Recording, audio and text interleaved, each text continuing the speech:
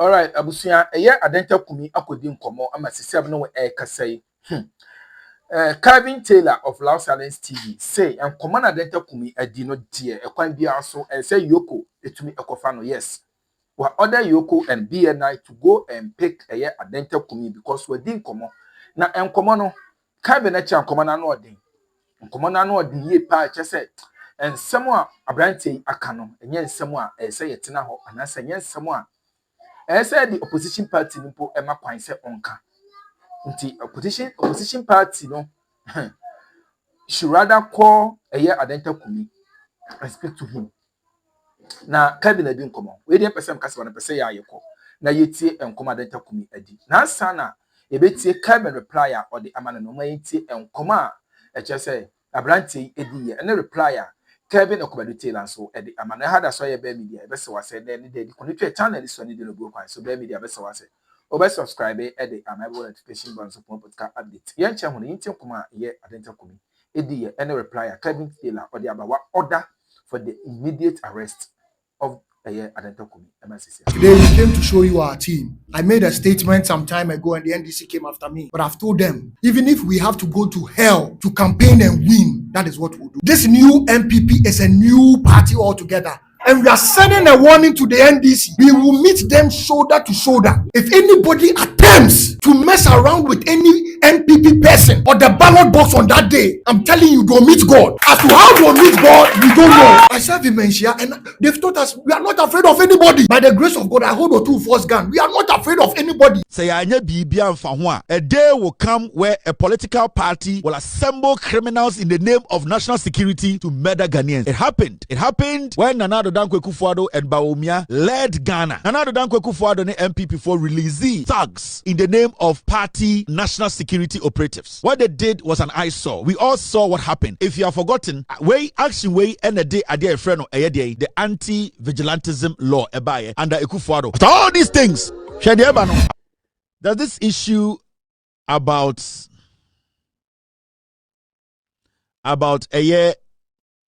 vigilantism, and we saw an event about SWA.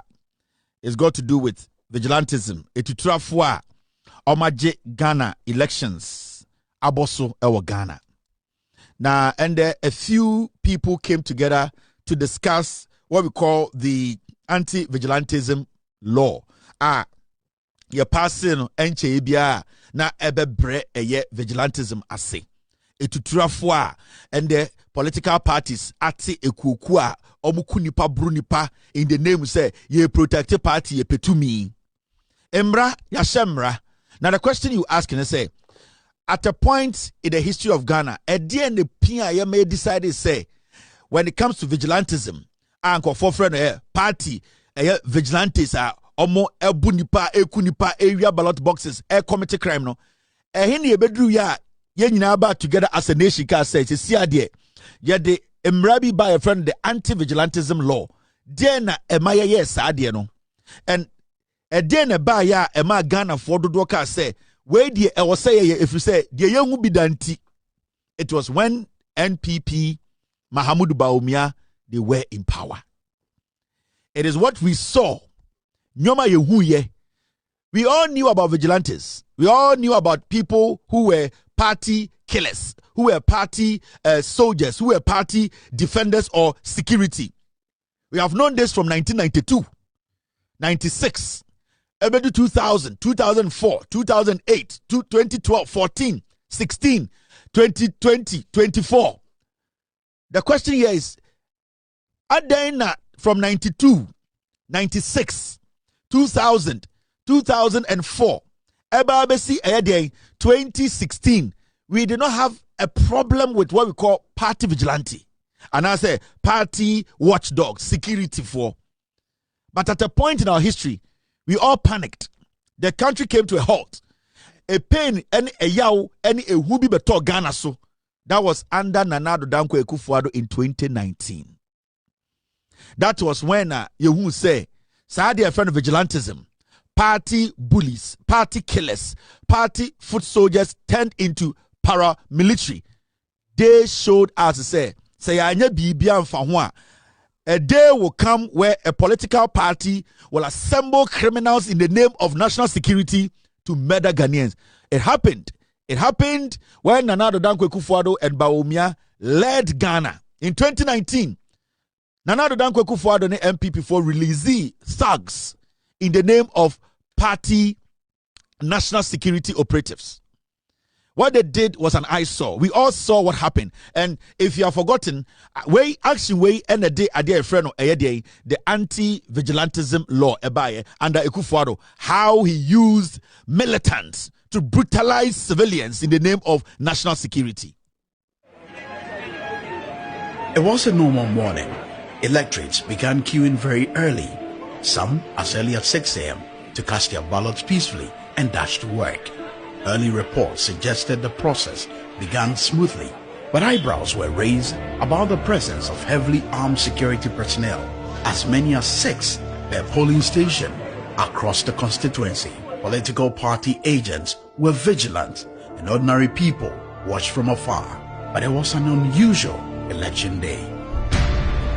Heavily armed masked men in bulletproof vests, dressed in black polo shirts and khaki trousers, marked NSC as agents of the National Security Council, seen in police pickups, crisscrossed the main streets towards VãwUl, a known NDC stronghold. The arrival of the operatives in Rambo style surprises all. About 25 hooded men in 5 pickups or so jump off. In a well-orchestrated plan, they run across the compound where voters had queued waiting for their turn, creating fear and panic. Journalists begin taking pictures, and that provokes the indiscriminate mayhem visited on them. A senior immigration officer at the scene is captured placing an SOS call as he takes cover. In this video, the suspected NPP Invisible Force members are captured beating a man mercilessly, kicked in the face, whilst others pounce on any civilian in sight, punching them and beating others with the butt of their guns. The chaos forces people to flee as policemen try desperately in vain to restrain the NSC agents. After about 6 minutes, they proceed to their next target, the residence of the NDC parliamentary candidate, Delali Kwesi Prempong, few yards away behind the VãwUl Presby Basic 1 JHS polling station. His house is besieged by the armed men, threatening to shoot as they are confronted by the NDC candidate supporters. They point guns as they demand access to search the house, open fire with live bullets, leaving at least 18 injured. 2 near-fatal cases were recorded. Bullet shells and bloodstains outside the residence attract onlookers, while irate persons seeking to fight back are seen being calmed by the police. Don't take the laws into your own hands. The police, we are managing the situation. Senior officers, including Director in Charge of Operations Greater Accra, Chief Superintendent Kwesi Fori, rush to the scene but look on helplessly. They are not your men. I don't know those who came here. Do you know the men on the ground? This is something that we need to investigate. But I don't know those who came here. So all my policemen are not marked. You can see from wherever. So you know the men on the ground. You know your men on the ground. I know the men on the ground, and they are not marked. And I can see them when I see them. MP for Ningo Pram Pram, Sam George, is seen questioning the shooting incident. He is confronted for daring to face them, and he gets his first slap.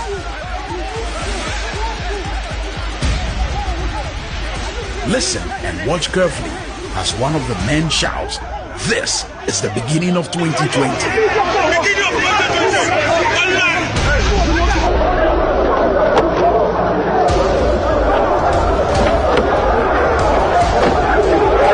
In the chaos, police reinforcement and military teams arrive, armed but unable to stop the violence. The masked men return to the school compound, finish up with more beatings before setting off. The voting center is deserted while officers try to secure the ballot box and voting materials.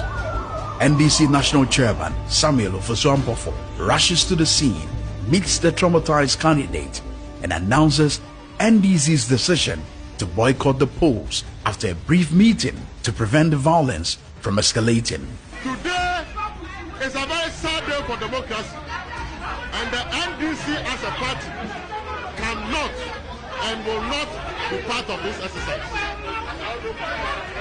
Therefore, we are asked our agents to withdraw.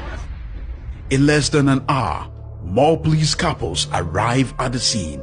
It is obvious that the operation was planned on the blind side of some service commanders, as military officers in the pickups seemed blacked out and had no orders. News spreads fast on radio, on various online portals, TV, and of course, social media, attracting more officials to the scene. MPP General Secretary John Buedu arrives and blames the NDC for orchestrating the violence. You see, this is the impression that opponents want to create in order to scare people from coming to vote. NDC hurriedly arranges news conference to restrain supporters who besieged the party headquarters, demanding directives to fight back. So basically, this is 2019. This is where the panic started. This is where we're like, no, this is getting real. This is where we got to that point. If we don't get serious about this vigilantism that has been officially unveiled by the NPP government, then we will all be at the wrong side. Let me be fair here. Vigilantism, from 1992, we saw both parties have security, their own private security, man their boxes at various polling stations. And I'm not a kid. We can't kid ourselves and say NPP Nkwa. But you see, the activities of vigilantes, and I say the group are not protecting political party, no party militia. No, we didn't see them that crazy until Akufo-Addo and Bawumia took office. The reason I show video was because I wanted you to understand panic na Emaya quickly went to the table to try and get a mrabia to deter political parties from forming vigilante groups. Because you see, all political parties will tell you if they have security or they form these kind of groups, it is with good intentions. It's to protect the party. It's to make sure nobody intimidates the party. The party people are protected, executives. But that intention, as time goes on, not all political parties are honest in their intentions. So at a point, we realized that some political parties capitalized on we Ghanaians accepting party security and took advantage of that opportunity and used them against us. It is our person who baby started here, we didn't pay attention. It was when Akufo-Addo and Bawumia took office, 2017. The invincible forces of the NPP that worked, beat people up to bring the NPP to power. No, they attacked a sitting judge who was presiding on a case. One of NPP's invincible forces with the bonnet. 2017, we still did not see the light, sir. We still did not see, say, the political parties, especially the NPP, were grooming militia in the name of party vigilante, in the name of party security. When we take a step back, 2017, we all glossed over a very important and dangerous move by MPP, which basically hid behind party security to basically train murderers, train militia, train paramilitary, train people who had access to weapons to take over our court. Into 2017, power na but we didn't pay attention.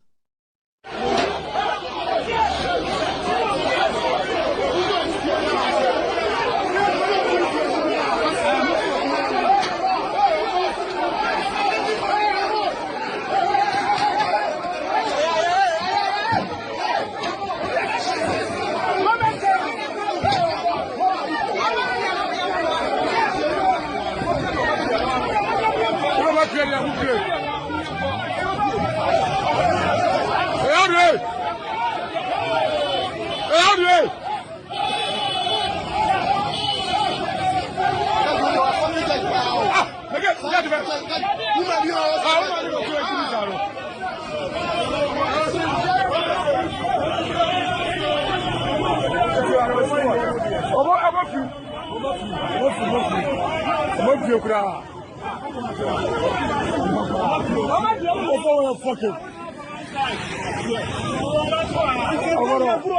2017, and invincible forces ewura a court.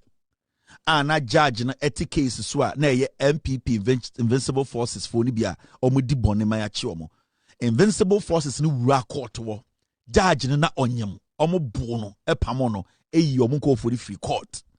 The media did not say anything. And all of us thought that was a joke. That was the beginning of our end. And when I say the beginning of our end, the beginning of protecting our democracy, that is where the distraction started. Now, the so-called party security, the so-called MPP party security, they turn them into a militia, a killing machine that could go after judges or multi cases, so all because a member or Kamohono was being trialed. So you get the picture. Now remember, any MPP or vigilante groups or party security, it cuts across.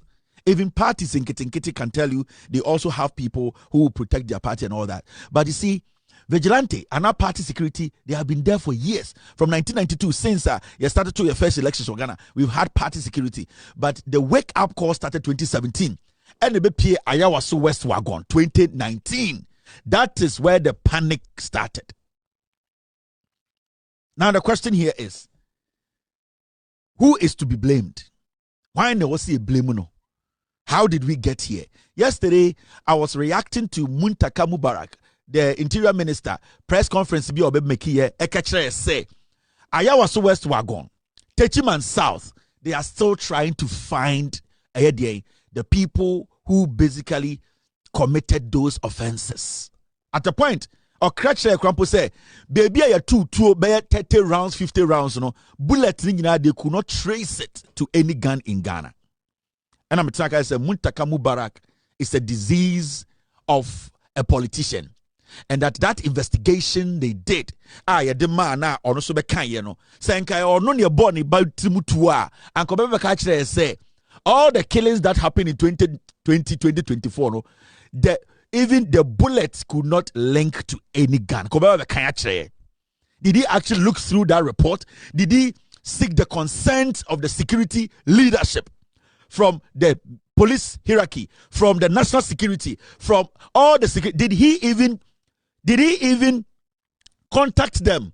Did he even consult them on the kind of investigation that has been given to him as a politician? He didn't do it. And I don't think he did it. Because if Muntaka had taken his time to seek the knowledge, the experience, the suggestion of maybe the police hierarchy, the national security, and the other security agencies about the report that has been presented to him, I don't think Muntaka Mubarak would have read that nonsense to us as a report, investigative report on 2020-2024 general elections. Now, the most interesting thing is, and there was an event, and that event was about a anti-vigilantism law you pass here. Now, the law na you pass here, what has it done? Has it changed the way people still attack people during elections and all that?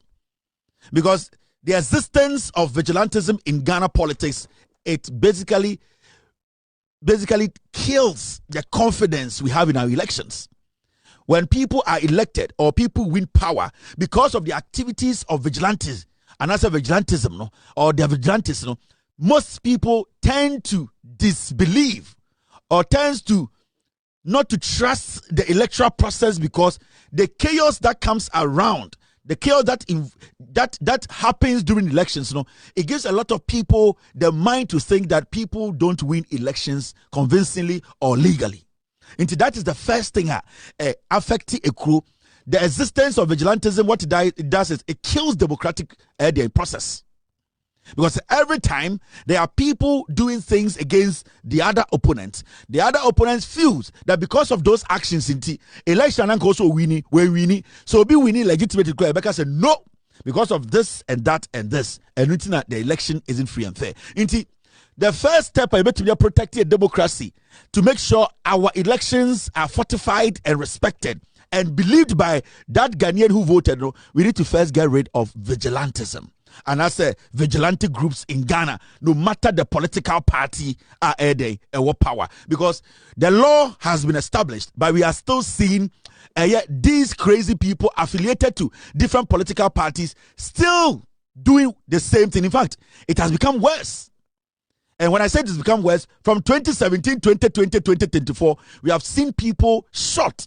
People were gunned down during elections. But from 2014, 2017, when it first happened, we thought it was a joke. It wasn't. Now, if people have died because of these vigilantes, they have shot people, they have walked free, what tells you, and what shows you, say, it will not be worse. Now, something interesting happened today, and I took my time to listen to people or the expertise who were present at this anti-vigilantism law event they organized today. Well, yesterday and today, I think so. There are a few people who made some very important statements. And I'll start with the National Security Boss. The National Security Boss, who is technically the head of all security agencies in Ghana. If the National Security Boss tells the president to sleep, the president will sleep. If the National Security Boss calls the president and tells Mr. President, today, shut the nation down because we, from our intelligence, we have gathered this and that every single Ghanaian should sleep at 2, the president would take that instead of the Ghana Police or even the Interior Ministry or any security agency. When you talk about protections, security protection, the intelligence and also the expertise when it comes to protecting a nation, it resides with the national security. Now, the boss of the national security spoke at this event and making some very profound statements. And there are statements I believe we are not supposed to underestimate it when, say, I already say a person fighting these vigilantes, because they are on the ground.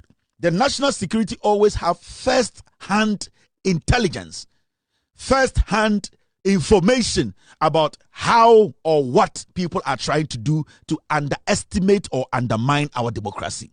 So in a nation like Ghana, you go through a lot of these things. The National Security Boss makes a statement about vigilantism and the new tactics they are deploying, the new strategy they are coming up with. Then we as a people, we have to sit back and listen critically and know, say you need the help of the security agencies. If we don't get them and support them, it means a point will come. Any protection as a nation. Now, the National Security Boss made some very interesting statements about vigilantism, the new style of vigilantism, how some political parties are still adamant, how some political parties are still behind the scene building machinery, negative killing machineries. They call them vigilantes to disrupt our democracy or our electoral process. Let's go listen to the National Security Boss.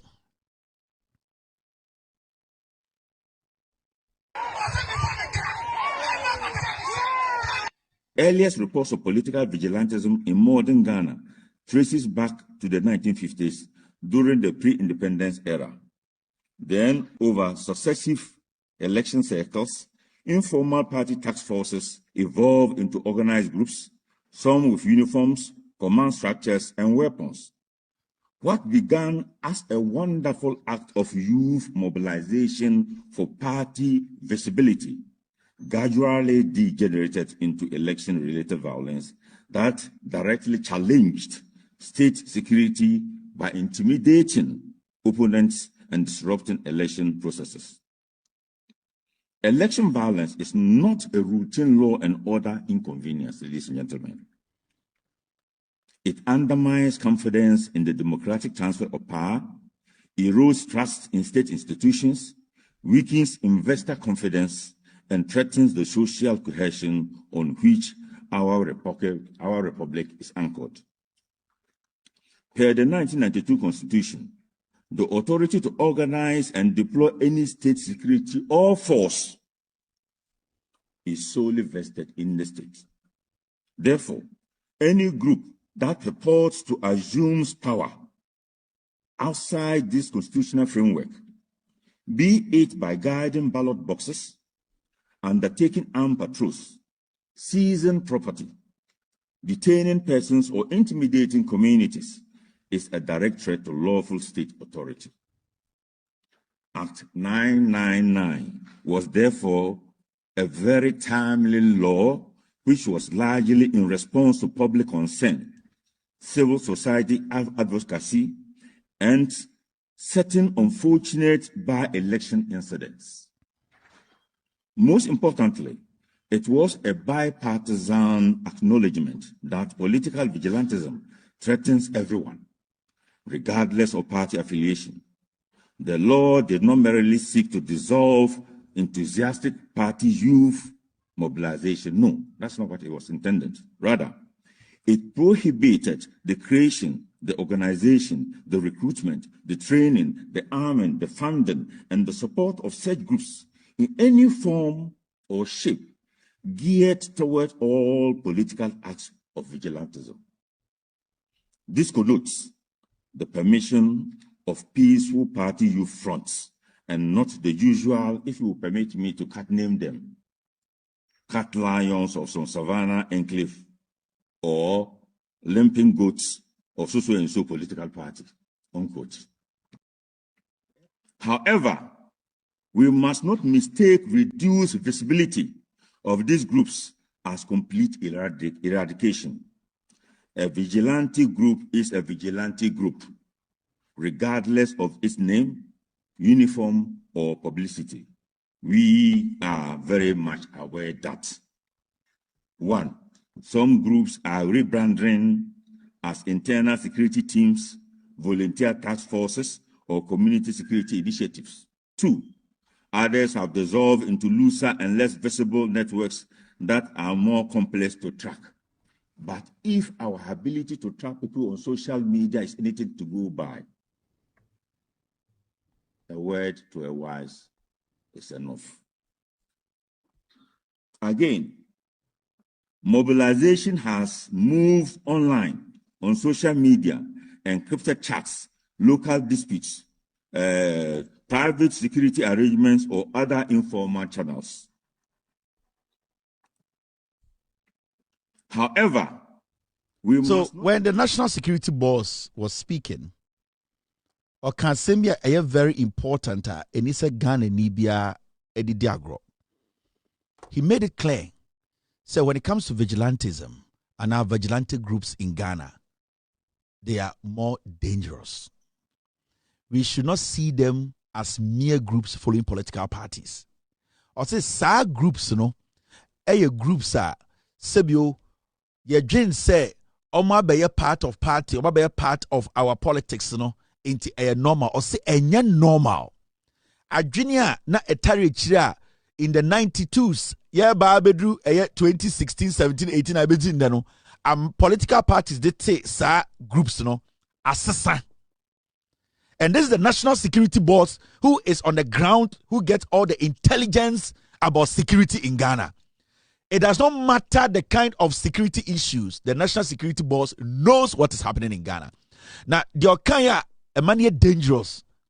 They say, or see, they have reduced visibility of the groups. Meaning, since it says our law way by, the groups, but they are there. Or say, right now, they are getting more dangerous than before. Right now, almost a change strategy is internal party security.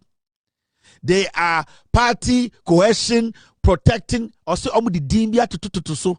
But realistically, they are more dangerous when you cannot visibly see the activities.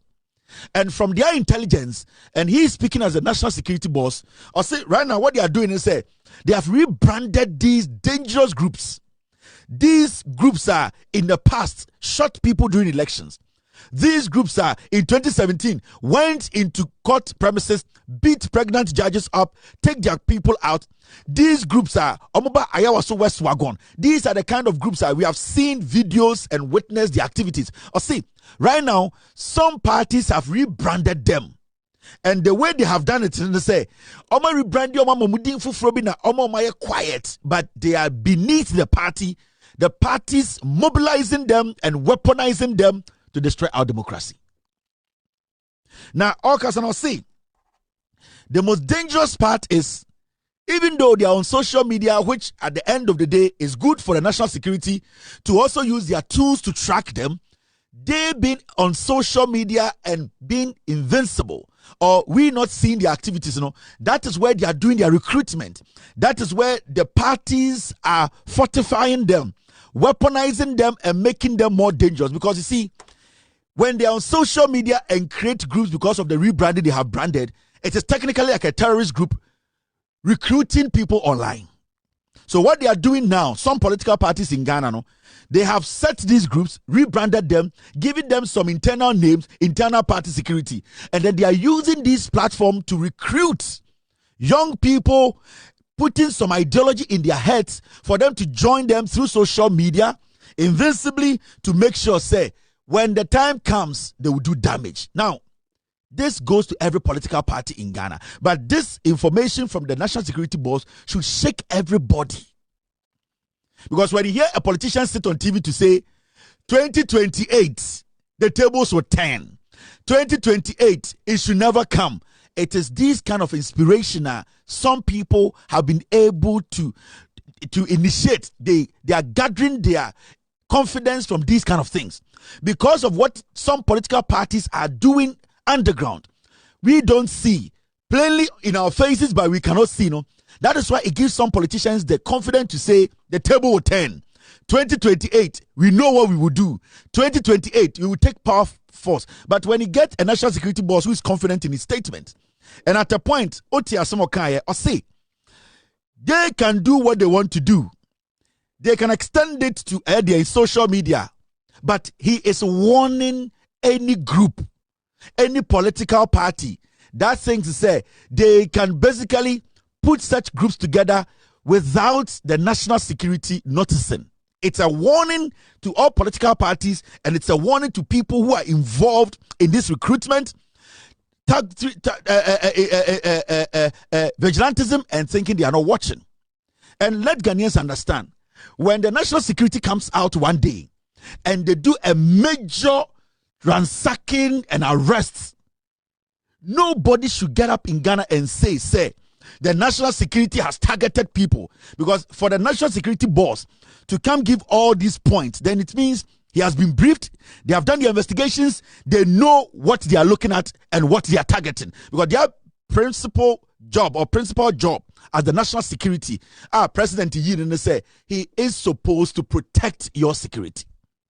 He is supposed to give you security, is to protect you. The core mandate of the national security and the other security agencies is to be proactive, is to let the people know that we know what political parties are doing. We saw what happened in 2024. We saw what happened in 2020. We saw what happened in 2017. And this national security boss came to this event to indirectly warn these people who are involved in this vigilantism. These people, political parties, are rebranding. And we have seen a lot of them popping up in different colors, different names, and they're telling us, oh, this is internal security force. No, these are people they are weaponizing, training to destroy our democracy. Inti America John said, we should not underestimate every statement or any statement this national security boss has made. Because without the briefing, without the intelligence, we will be living in this country. Young men and women will be weaponized by a politician. They will take this government down, this country.